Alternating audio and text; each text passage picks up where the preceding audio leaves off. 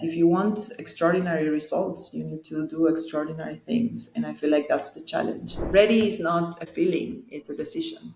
So really, when I started, things started falling into place very fast. And for me, trusting the process means making a decision responsibly, just like working your options and doing the work, showing up, doing the work, and making the best decision possible, having done the work. We need more women going after their dreams because our children are watching.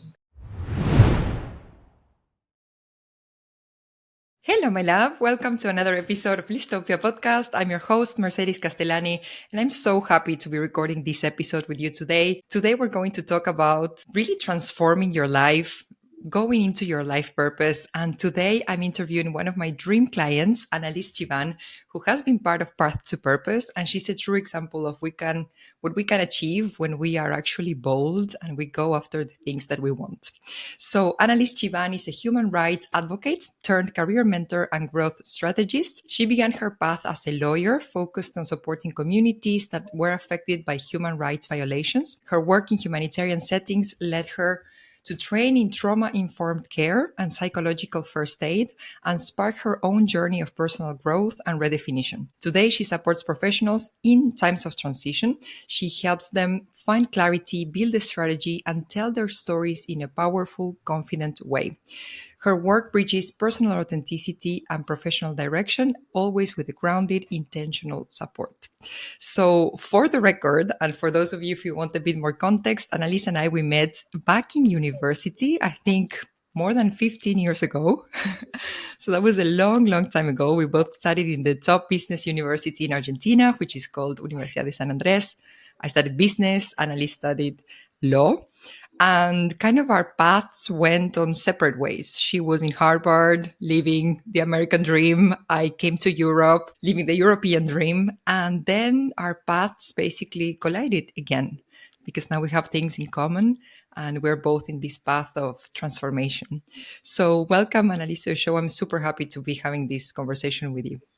Thank you, Mer. I'm so happy to be here. And really, your journey has been inspirational for me and for many others I know. So I'm so glad our paths cross again. So I think we're going to have a beautiful, very grounded conversation today about what's possible when we actually want to go and follow our purpose, and even how that purpose can change sometimes. So tell us your story. I don't want to reveal too much, but tell us your story. Who is Ana Liz Chibán? You know, that's such a powerful question because I've always struggled with definitions because they feel like so definitive. I mean, and I've always feared being stuck or being reduced to something that doesn't fully represent me or doesn't align fully to who I am as a whole. And I feel like that's also why I've changed so many times my career path, because like nothing, I come from this limiting belief, you know, that what you do defines you. So like, okay, I'm a lawyer and then that's who I am. And I don't know if I want to be, what type of lawyer. Like really definitions, I've always struggled with them. So I could tell you I am a lawyer. I could tell you I am an activist, a human rights advocate, a career strategist, mentor maybe. And I think all of that will be true. But above all, somebody who really is driven by meaningful, by meaning, by justice, by connection with other people. And if I had to really define myself, I would say that first of all, I'm a mother, and that's may sound as a cliche. Really, motherhood and becoming a mother has really shaped me and transformed me in a very profound way. And I think that could be an entire different conversation. But I am a mother. Above all, I am a work in progress, and I think all of us are, right? And the moment I made peace with that I am a work in progress, that I am evolving, that I am a person who is driven by justice and is driven by meaning and is driven by human connections, but is just evolving and growing every day. I think that's the best definition I could grasp of myself. I love it. I love it. And I think just by this answer, the listeners are going to be able to tell who you are. So Analise is not afraid to go into the depths of everything, into the depths of herself. And that's also what made, I think, our coaching process so deep, because you're really questioning yourself the whole time and go really deep into all these different subtle layers. It's a true joy. It's been a true joy to work with you in the past, and it's a true joy. It's going to be a true joy to have this conversation with you today. I like what you said about redefining, defining and redefining 1,000 times who we are, because that's always changing. And sometimes we can tie it up to what we do, but not necessarily. And you recently posted a reel that was very interesting. It was several versions of you. I don't remember how many, but 7 or 10 versions of you. And you were saying, this is also me, who was a lawyer studying in Harvard. This is also me. The activist. This is also me. The career strategist now. This is also me. So walk us through all of those versions that you've had. And I would like to understand what changed, but also which are the common traits that never change. In spite of which shape it might take, I'm sure there are some common traits that never change. Yeah, I mean, that really was really personal for me to make because it really captures, I think, the process that we did together in Path to Purpose. Because really, I mean, I am all of those persons, right? Like the lawyer, the activist, as I said before, the NGO co-founder, the Harvard grad. And I think that all of those were different forms of myself, with different tools, with different strategies, with different languages also. But the core remained the same, that fire, that passion of doing of doing transformative work, of being driven by what I said before. I will repeat those words a lot, but by being driven by justice, by that idea of doing something impactful, powerful, transformative. And I think that's the common trait among all of those versions of myself. And also I would say the determination of just figuring it out and doing it and trying, even when things were not clear or when I didn't have all the answers. Just going with it, showing up and doing the work. And I think that's what I'm most proud of myself also, of showing up anyways and trying to figure out on the way. And I think going back to that definition of being a work in progress, I made peace with the fact that I am all of those versions of myself and those that are yet to come, because like there's no final destination. We're not going to get somewhere where we're just going to be comfortable and that's going to be who we are, but rather it's the nature of the human experience, growing, evolving, changing. And I think that the moment I made peace with that, I released a lot of tensions and expectations and mandates.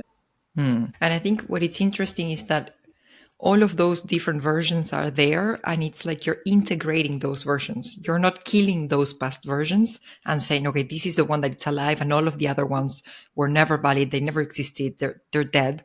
You're integrating all of those past versions because they all have things that are contributing to who you are right now in very different ways. And when we started working together, one of the things that was really beautiful for me to witness was how heart-led you really are. You went into humanitarian rights, you went into law because you wanted to change things at a certain level, maybe in the private sector. Then you move into humanitarian rights because you really wanted to change things and support people in very complicated situations. And now you moved into career coaching as a career strategist because you really want to help people achieve the things that they want to achieve through their career. So there's always this need to really support people in very different ways. And what is really interesting in your story as well is that we could say that when you were being a human rights activist, you were already very aligned with your purpose and what you came here to do. But then at some point, that model, that structure stopped working for you. It was like it was time for something new. And it's interesting, your story, because it's not like you went from, okay, I was a lawyer, and then I wanted to do something that made sense. You were already doing something that made a lot of sense, that was contributing a lot to the planet, but you wanted to do something else. So it's a very interesting stage of defining and redefining who we want to be and how we can contribute in beautiful ways. It's funny that you mention it because for me, I didn't see it that way. I saw it as I've been doing completely different things that are completely unrelated to one another. Like I went from corporate law to working in a refugee camp supporting survivors of the most atrocious types of violence. And then I am now still working for that project, but from a very different side, like I'm working more on management and sustainability and strategy, and I'm doing career strategizing, and I was like, there's nothing in common along all of those things. And I think that one of the things that I unveiled in my work with you inside Path to Purpose was exactly that there were not so different from one another, right? Like there was a very strong connection, and it was related to transformative work, to actually supporting transitions. And yes, of course, it's not necessarily comparable, supporting somebody who is fleeing war and persecution to somebody who, I don't know, just became a mother and wants to change their career. There is something very humane in both experiences, and I feel like there is a connection. And I was somehow able to see how everything that I trained on in my work as a private lawyer and then working in humanitarian settings supported me in this new career vision that I had, that I didn't know how to make it right. So I think that was one of the things that maybe now seems obvious, but for me it really wasn't. It was like, how am I going to go from, it happened every time. Like, how am I going to go from working as a private corporate lawyer to working in a refugee camp? Well, I feel like that experience really served me, because I was able, with an amazing team. I mean, it's not just me, of course, but we were able to bring the standards of the private practice to a very professional, ethical, humanitarian legal aid organization. And then I feel like everything that I learned, my training in trauma-informed care to my training in psychological first aid, is super relevant for the work that I'm doing now. And at the same time, the work that I'm doing now somehow brings back that creativity part to my work with my organization, that now feels very much aligned again. And at some point it wasn't. So it's one of my biggest insights, I think, that I got from A Path to Purpose, was like really understanding that there was a common thread in my professional experience that really was not going from sales to modeling, like it was really connected. It made sense. Yes, yes. And it's like that very famous Steve Jobs speech. You've heard it. We don't know, but when we look back and we can clearly connect the dots, but we need to go through the whole process and then eventually look back and it's like, oh, it all made sense. Everything was preparing me for this. But sometimes you cannot do it alone, and that's, I think that's a very important realization. Like, it's very hard for you to, because that's what I do now, right? I look at people's stories and I connect the dots, and that's what I did when I supported refugees, right? I helped them tell their stories in a powerful way. I helped them connect with what happened to them, and use it in a way to claim the asylum that they deserve, to claim their rights. And I feel like that's again what I'm doing now, right? I help people own their story, their personal story, their professional story, and tell it in a way that it's powerful and that helps them get where they want to go, either grad school or get their new job or change careers or start a business. And I feel like that, for myself, I couldn't do it. Like, I couldn't see all of this for myself. And I'm really good at connecting the dots in other people's stories. I think that's one of the things that I can do the best. But for me, no, I really couldn't. So I feel like also realizing when you need the appropriate guidance is something important, right? Like, you need to know when you cannot do it alone, and look for help, look for somebody who can see the good in you, who can help you connect the dots. I think that's super important. Absolutely. So let's rewind a little bit because now we're talking about some of the insights and the transformation, but let's rewind a little bit for the listeners so that they can understand where you were before Path to Purpose. What was your life like and how were you feeling before this program? So before Path to Purpose, I was 6 months into postpartum. And it's funny because every time I say that, I think of my dad, who every time I mention the word postpartum, he's like, how long does postpartum last for you? Like, it's been 6 months. How much more? Because he has like this, this idea that postpartum is like for like the quarantine, like this 2 months, maybe a little more if you had a complicated C-section period where women are led by their hormones and all they care about is the baby. And then by an art of magic, suddenly you are back to self, like you are 2 months later on, back to who you were, and like everything is fine, and you go to work and you deliver and you perform. And like, yeah, you had a baby, but he's there in the crib and that's fine, and you continue. So and studies have shown that postpartum is much longer, right? Like mattress sense, the process women go through when they become mothers can have changes happening in your brain for up to 2 years or more. So really, I mean, this, again, we could have another whole conversation about this, but I was 6 months into postpartum and I was very tired. And I also felt very disconnected from what I really wanted to do. I had been in Argentina for a while. I continued working for my project in Greece, but I was working on something that was very different from what I had done for many years. That was actually working with clients and supporting their own journeys, their own legal journeys. And I was working more on sustainability of the organization, fundraising, strategy. We were going through a difficult moment in terms of fundraising and sustainability, and I felt really disconnected from the work, and I felt stuck, and I felt also a lot of FOMO. I feel like that's a very typical characteristic of motherhood, like you feel FOMO all the time, fear of missing out on everything. Like when you're a baby, you are feeling like you should be working more, and then when you're working, you're feeling like, oh, my baby's crying and I'm here. And like, it's very typical, but I also felt it in a way that made me feel very guilty, because I was in such a privileged position, that, like, having supported people who had to fight their entire life just to be safe, it felt wrong just to be in this position where I really didn't feel like I was doing what I wanted, but I also didn't know what was that I wanted. So now, with my clients, I use a metaphor. I ask them to give me a metaphor of how they feel in this exact moment. And if you had asked me what was my metaphor, I think that it was standing in a hall, in a very big hall, very fancy, with a lot of doors closed, and I just didn't know which one to open. And also feeling that if I opened one, then this is it. Like, FOMO of the possibilities that were lying in the other doors. So not just not knowing which was the right door for me, but also fearing that if I opened the wrong door, then I was stuck with it. And then what do I do? And with this very strong guilt of, like, this is wrong because I have so many opportunities. Like, this is just wrong. So yeah, this is where I was, and this is what I was feeling when I reached out and when we started with the process at Path to Purpose.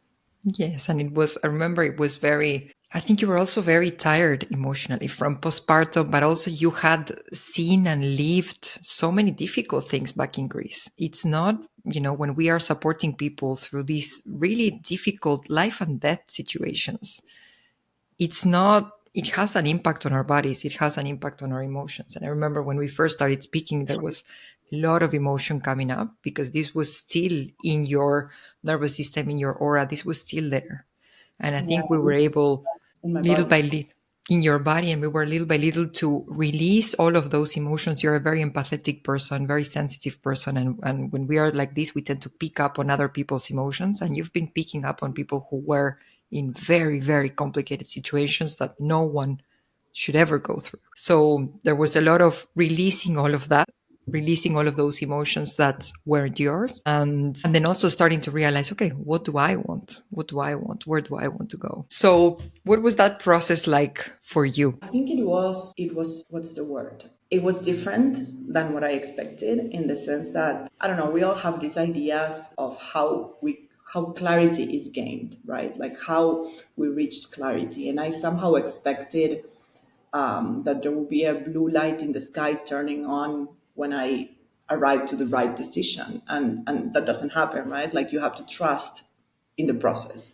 And for me, trusting the process means making a decision responsibly, just like working your options and doing the work, showing up, doing the work, and making the best decision possible, having done the work. And I don't know why, but I somehow, after like months of going back and forth, I still expected the blue light to turn on in the sky when the right decision was made. And I feel like understanding that doesn't happen and trusting the process was also part of the learning experience in the program, because really the process is not linear. It's not like you made a decision today and tomorrow, okay, everything aligns. No, like we went back and forth many times, and I changed my ideas, and I had a very strong intuition of where I wanted to go, but I didn't dare to go there, and also I wasn't sure what form that intuition would take. And I feel like trusting the process is one of my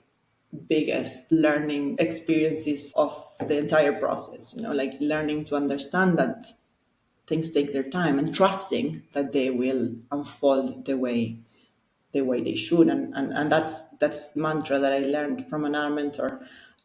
This is what it looks like as it is coming together. And I keep repeating that to myself, like this is what it looks like as it's coming together. It's beautiful, and it brings a lot of peace, because sometimes we want to be on the other side with everything figured out.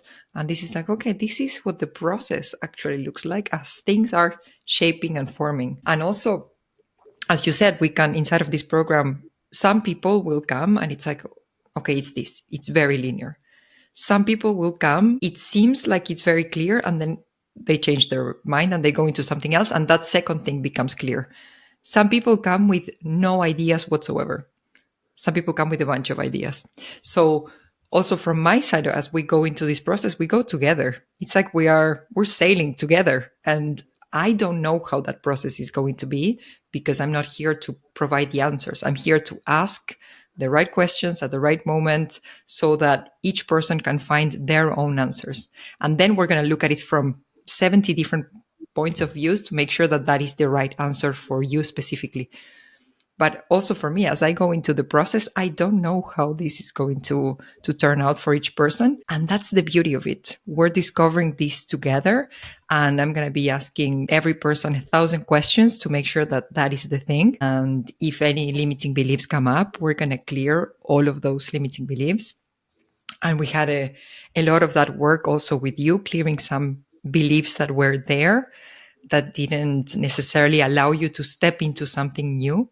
So we also worked a lot on those things. And I think it's one of the things that makes me the most proud.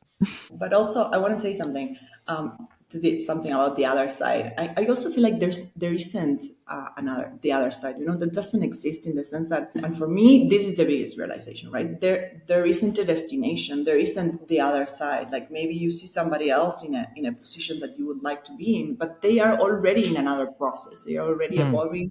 They are already growing. They don't have everything figured out. They are not necessarily that person that has everything decided and that is very clear on absolutely everything. No, they're already evolving. They're already creating something different. So that other side is another version of you that will continue to grow and that will continue to evolve. And I think that what's most powerful of a process like Path to Purpose is that you learn to find the answers within you with the right guidance. And there's another mantra that I always use and keep repeating to myself, and it's everything I need is within me. And it's a mantra that I learned when I was preparing for my birth. And it's true, like all the answers are within you. You just need somebody who is bold enough to ask the right questions and help you find them. So I think that that's the type of guidance that you would get in a process like Path to Purpose, like helping you find the answers within you and getting a clear action plan on how to make that clarity into something tangible, into something that actually you can see, that you can touch, that you can witness with your senses. Absolutely. And sometimes it's funny from my side, because people, for example, might come with different options and things they want to do. And they're like, yeah, well, I've been doing A my whole life. And you can tell they are dead inside. Like A is not the option. Or I could do B. Yeah, that makes also sense, blah, blah, blah. But in reality, the idea that I've always had in my mind is C, blah, blah, blah, blah, blah. And they start speaking and they come alive and they're full of energy. And for me, it's so clear. It's like, okay, it's C. Of course. Just because you sit and you listen and you ask questions, and you just tune into the person's energy and you can feel so clearly that it's C. And then it's like, okay, once we realize that it's actually C, the option that the person wants to take right now. And as you said, that can still evolve over and over again. And I think your point of view is beautiful because it brings a lot of freedom. We are allowed to change, and that's okay. we're not set in stone. And if we do believe that we're set in stone, that's actually a limiting belief that is keeping us stuck in one version of ourselves, where in reality we could be still evolving and being happier. So once we spot that C is the option that is really lighting up the person, it's okay. Then let's start building C.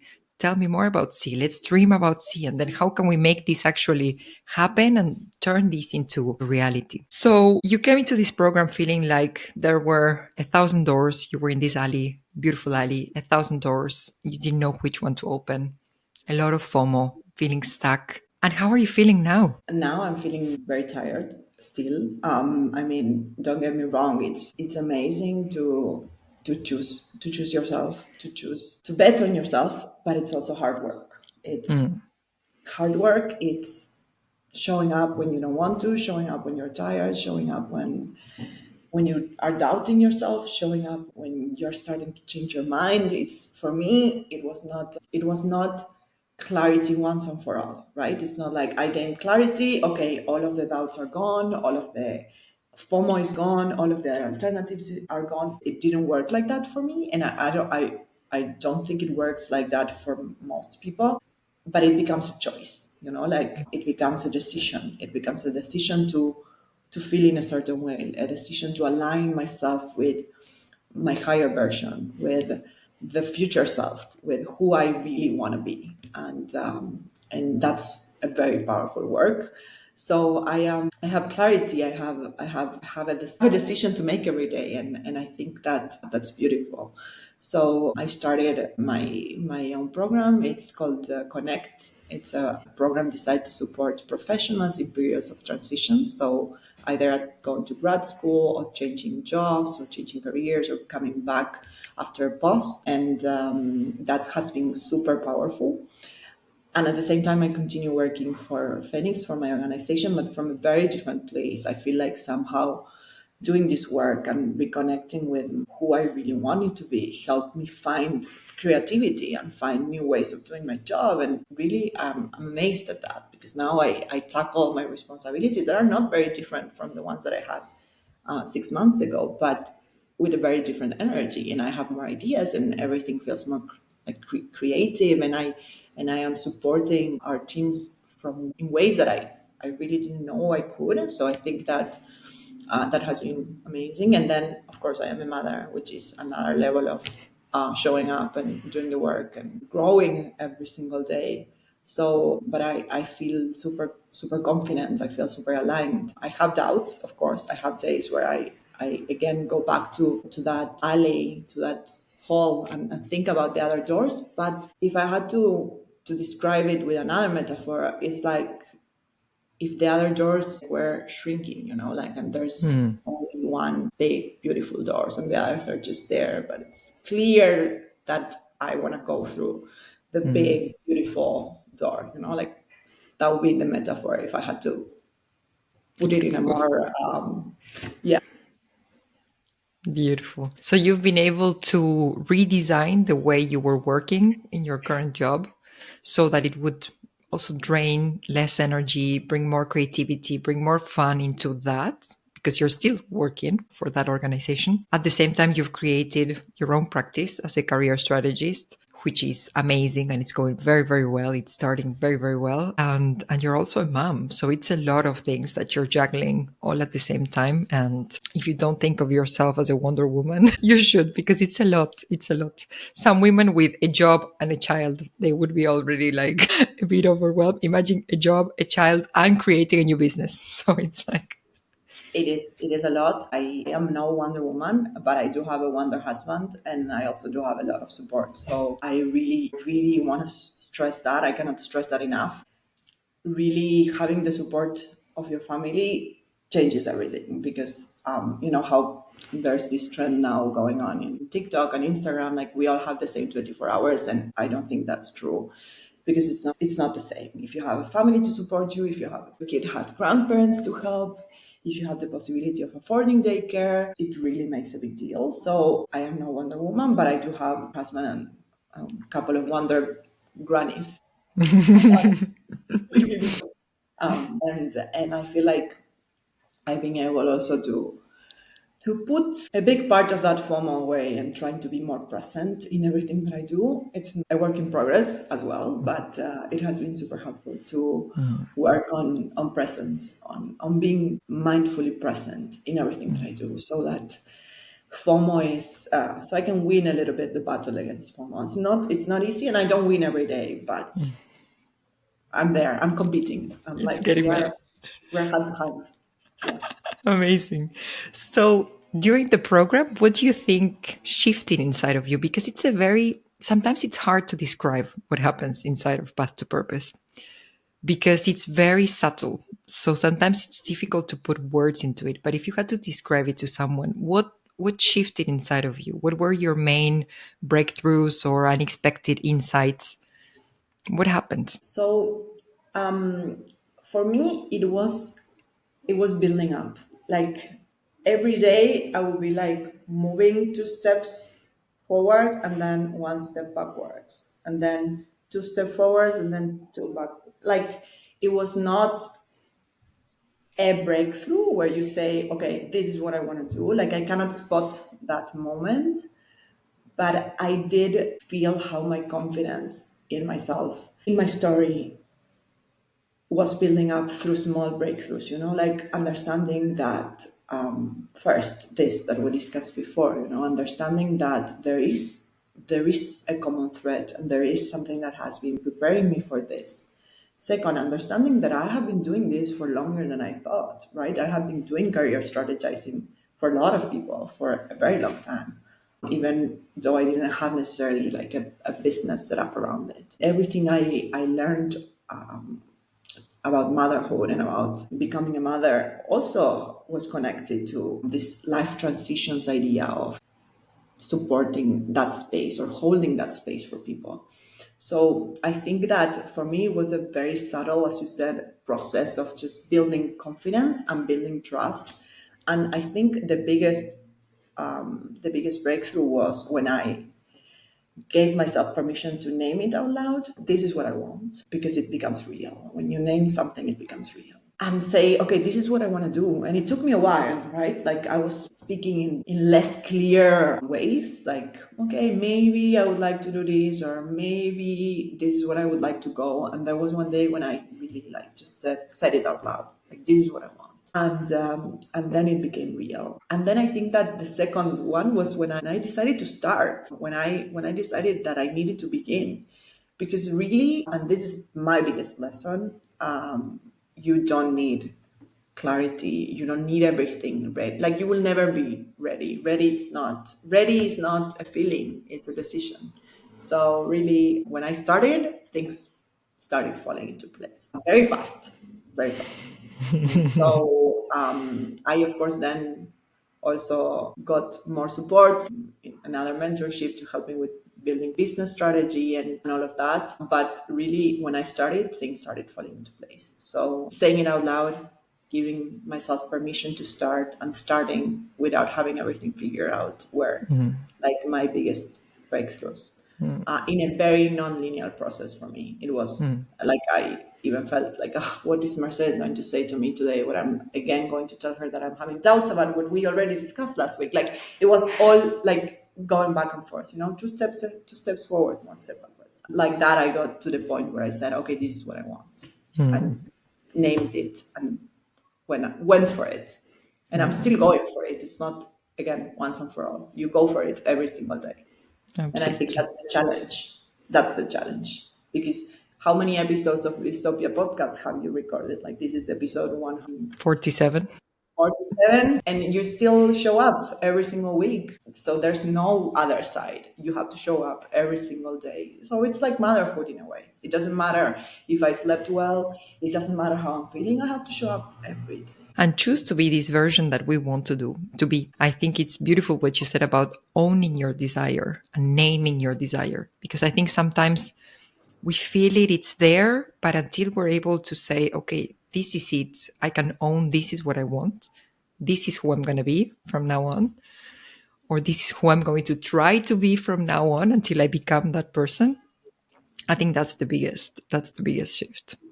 and also what you need to become that person, right? Because you will need a lot of things. You need to work on yourself. You need to upgrade your nervous system. You need to upgrade your belief. You need to upgrade your money mindset. You need to, it's not just a one decision and then you go for it. It's really aligning yourself with that version that you want to become today and not waiting for that version to become, because it doesn't work like that. So really, I feel like path to purpose for me was also a space where I really realized, okay, I need this process, but I also need a lot more, right? Like it's not just 1 hour session with Mercedes, it's everything that she, like the exercises, the meditations, the going back to myself, to holding quiet space for me, to going back to my body, learning how to go back to my and for women I guess it's very difficult sometimes to go back to our bodies, and this is a type of work that I had started when I was in Greece, because I really needed to be able to hold space for others in a very difficult context. I really needed to be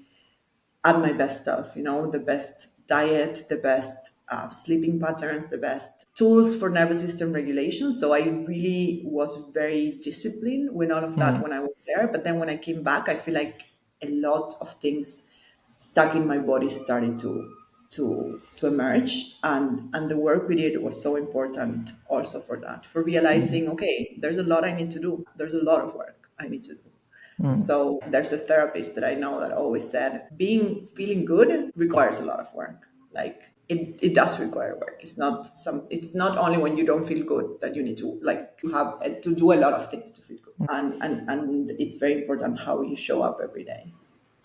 Yeah.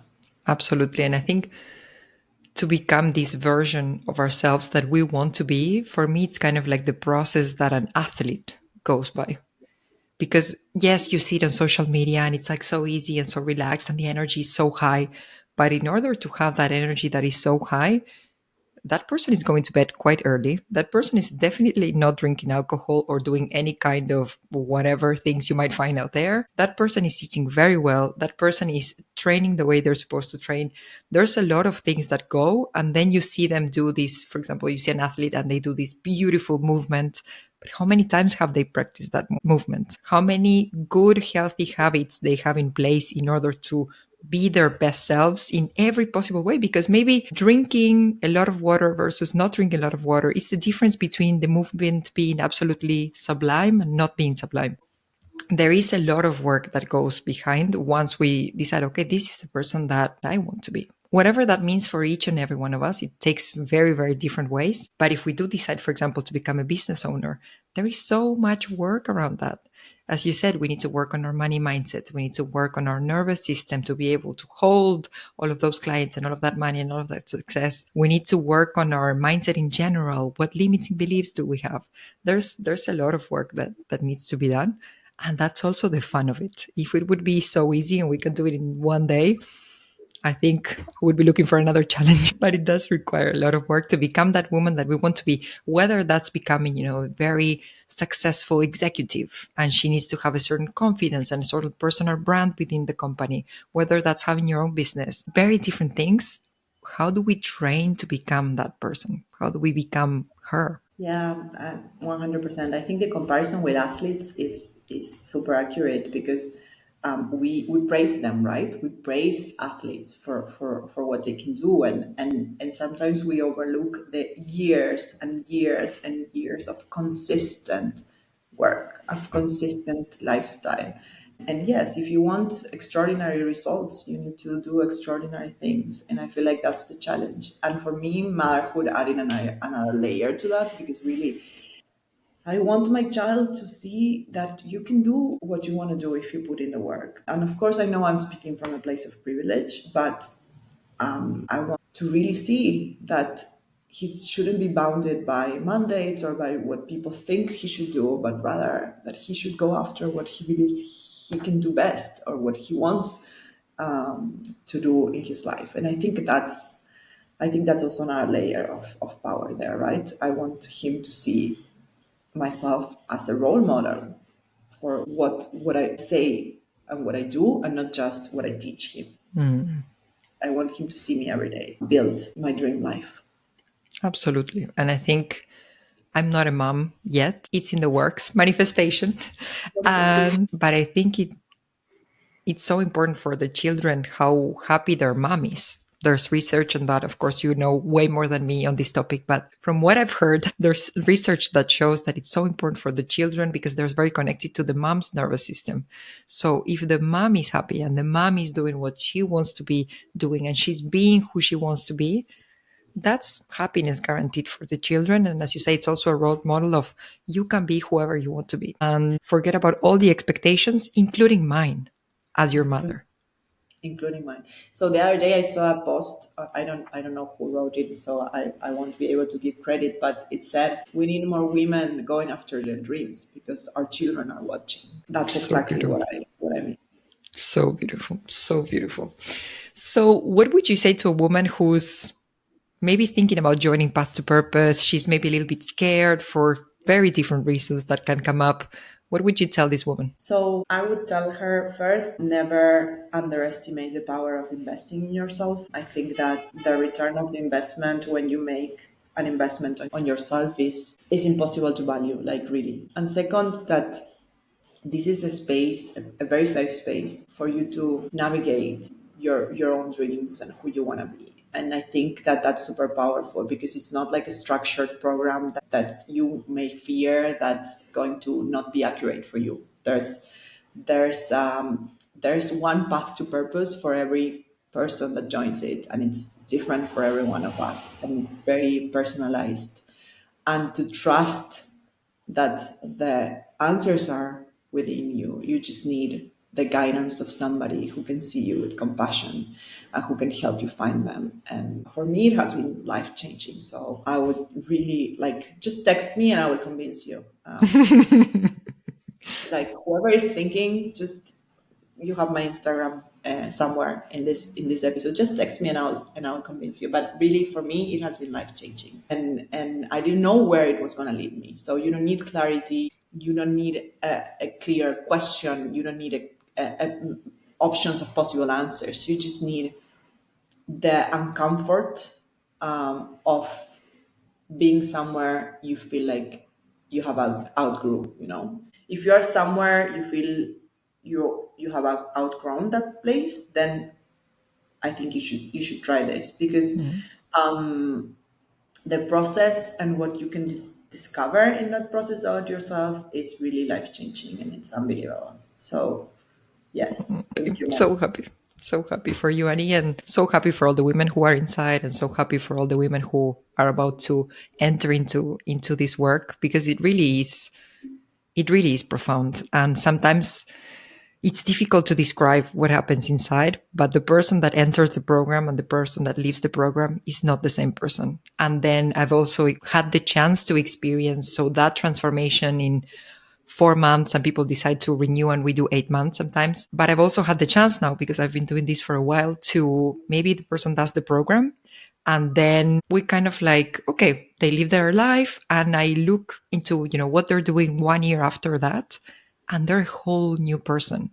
And they would never be in that spot if it wasn't for those 4 months of deep, deep, deep transformation. And this is really my biggest honor in life and my biggest joy, to watch all of these flowers bloom. But something else that I didn't say, but I think it's also important, is that I think that your own journey met as a person who changed her career and who went from working in the corporate world to just teaching it to support women in their transformation. I think that that's also inspiring, and that being on a table with somebody who has done that, if you are doubting who you think you want to be career wise, or maybe your purpose is not related to a career, right? Path to purpose is about that. What's your purpose? Maybe it's not about a career. It's about something else. That's I want to honor that, because in my head, and that's also a limiting belief that I still carry, the purpose is related to something that is your career, and it doesn't have to be this way. But I think I kind of lost my train of thought. But being in a table with somebody who has been through that experience also makes it possible for you. And I feel like something else that I gained from Path to Purpose was a community. And maybe this is not obvious for you, but you have connected me with other women who were doing things that aligned with what I had in mind, and recommended me workshops and yoga classes and accounts of people who maybe through this work or maybe not, but that have really made it more possible for me.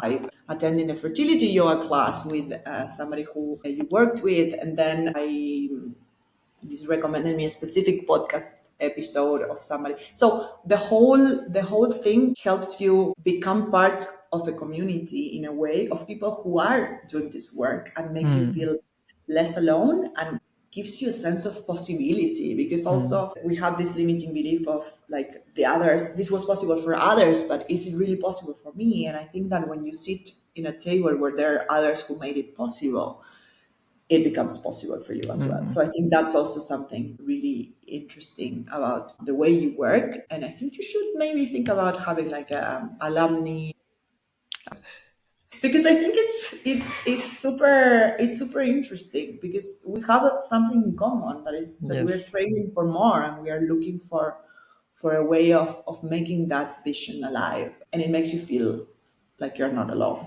I think that's powerful as well. Absolutely. And that work is really bespoke because it's basically for every person. What does this person need? And what is the world that this person can create around themselves to be who they want to be? Who are the expanders and the recommendations for this person? So everything is absolutely bespoke for every person. And I think what you said about expanders is so important. To have expanders are people who already have or who already are what we want to be or what we want to have. And basically, what this does is we're showing the subconscious mind this is possible. Like, look at this chick, she's doing it. Look at this other person, she is being that. Look at this, whatever, like that is possible. And we're giving proof over and over and over to our subconscious mind until it believes that it's absolutely inevitable. So it goes from being impossible to being possible to being inevitable. And when we get to that inevitable place, it's wonderful because our subconscious mind is like, of course, this is going to happen to me. Look at that one and that one and that one and that one. Everybody's doing it around me. Well, it's not everybody. It's your cosmos, your own cosmos where you are, where everybody's doing this kind of thing. But the more evidence you can give your subconscious mind, the more normal this seems. I always remember a friend of mine. I mean, it's a very common phrase nowadays, but a friend of mine said it to me like 15 years ago, and he said, "You become the mixture or the merge of the five people you spend more time with." So it's important to spend time with people who are thinking of expanding, of growing, of evolving, and nowadays with technology, and especially after the pandemic, I feel like that's much more possible, and you can do it online. I think being part of a community of people who are challenging themselves is really can make a difference. Absolutely. So now I'm interested. Tell us more about your own business that you've started as a career strategist.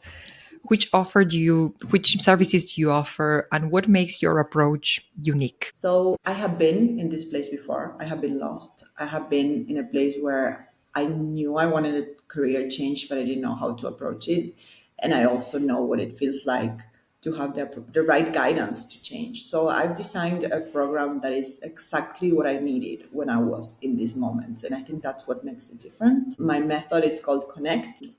Well, it's in Spanish, but C for clarity, O for objectives, N for narrative, E for estrategia, which is strategy in Spanish, C for confidence, and then T for transformation. So the idea is to support professionals who are wanting to upgrade their careers, either going to grad school or changing industry or changing jobs or trying to pursue that opportunity that they never dared, with a process of accompaniment and support. And what is different is exactly that I don't offer like a ghostwriting service. Like I don't write your essays for you. I don't write your cover letters for you.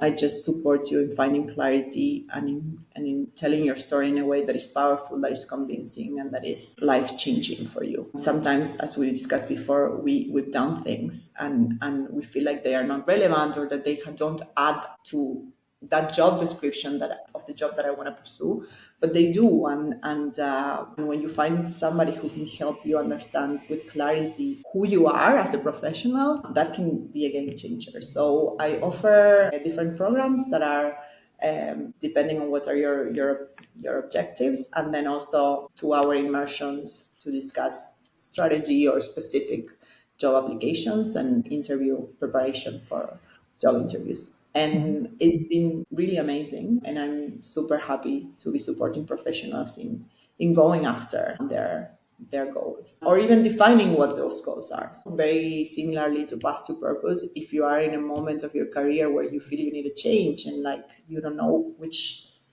one it is, I'm here for that. Help you gain clarity on where it is you want to go career-wise.